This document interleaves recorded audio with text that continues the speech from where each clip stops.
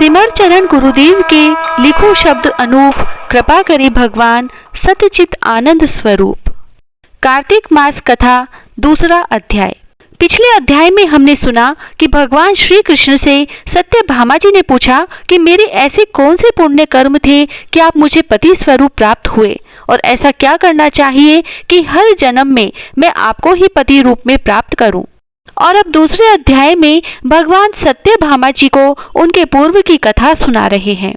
भगवान श्री कृष्ण आगे बोले, हे प्रिय, जब गुणवती को राक्षस द्वारा अपने पति व पिता के मारे जाने का समाचार मिला तो वह विलाप करने लगी।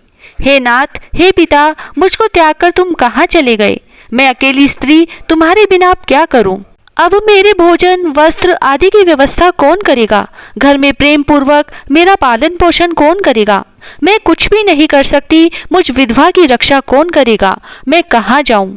मेरे पास तो अब कोई ठिकाना भी नहीं रहा। इस प्रकार विलाप करते हुए गुणवती चक्कर खाकर धरती पर गिर पड़ी और बेहोश हो गई। बहुत देर बाद जब उसे होश आया तो वह पहले की भांति करुणा विलाप करते हुए शोक सागर में डूब गई। कुछ समय के पश्चात जब वह संभली तो उसे ध्यान आया कि पिता और पति की मृत्यु के बाद मुझे उनका क्रियाक्रम करना चाहिए जिससे उनकी गति हो सके। इसीलिए उसने अपने घर का सारा सामान बेच दिया और उससे प्राप्त धन से अपने पिता और पति का श्राद्ध आदि कर्म किया। तत्पश्चात उसी नगर में रहते हुए आठों पहर भगवान विष्णु की भक्ति करने लगी। उसने मृत्यु पर्यंत तक नियम पूर्वक सभी एकादशियों का व्रत और कार्तिक महीने में उपवास एवं व्रत किए।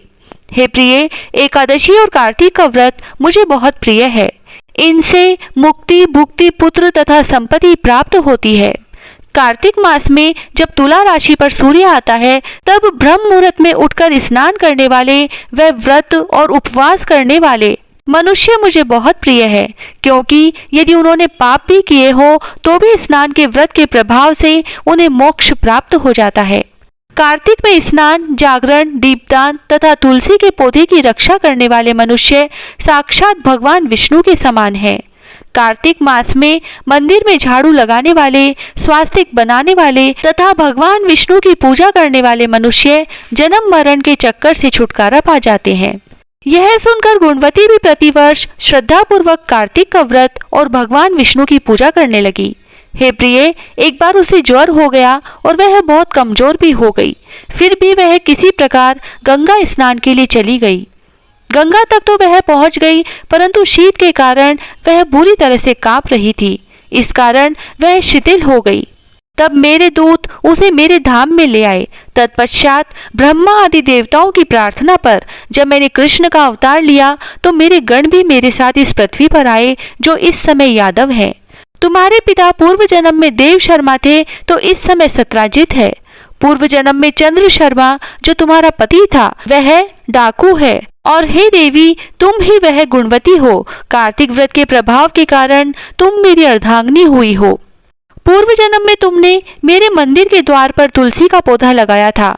इस समय वह तेरे महलों के आंगन में कल्प वृक्ष के रूप में विद्यमान है। उस जन्म में जो तुमने दीपदान किया था उसी के कारण तुम्हारी देह इतनी सुंदर है और तुम्हारे घर में साक्षात लक्ष्मी का वास है। क्योंकि तुमने पूर्व जन्म में अपने सभी व्रतों का फल पति स्वरूप विष्णु को अर्पित किया था, उसी के प्रभाव से इस जन्म में तुम मेरी प्रिय पत्नी हुई हो। पूर्व जन्म में तुमने नियम पूर्वक जो कार्तिक मास का व्रत किया था उसी के कारण मेरा और तुम्हारा कभी वियोग नहीं होगा। इस प्रकार कार्तिक मास में व्रत आदि करने वाले मनुष्य मुझे तुम्हारे समान प्रिय है।